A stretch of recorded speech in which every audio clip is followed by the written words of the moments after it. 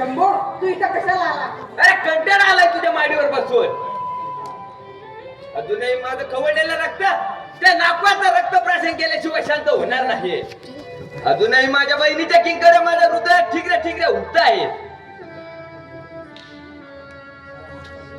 झाला नागपात एक जही नाग निघालास. सुदेश भाई,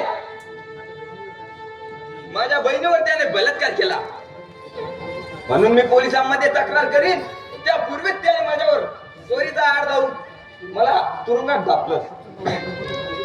पण मी तुरुंग फोडून बाहेर आलो तर केवळ माझ्या बहिणीचा बदला घेण्यासाठी. हे बघ, तुझा बदला तुला घ्यायचा असेल तर शांतपणे विचार कर. लोक शांत ठेव.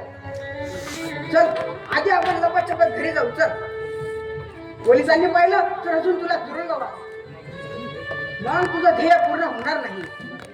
चल येतो सुदेश. नीट लक्षात ठेव मी काय सांगितलं हे तुला.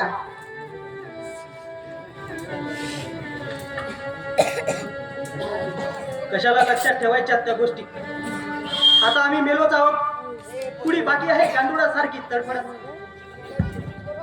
देह आपत्य कल्मा देशु असत्सोपी तेशा प्रमोद निधीन पच्चनती न पच्चती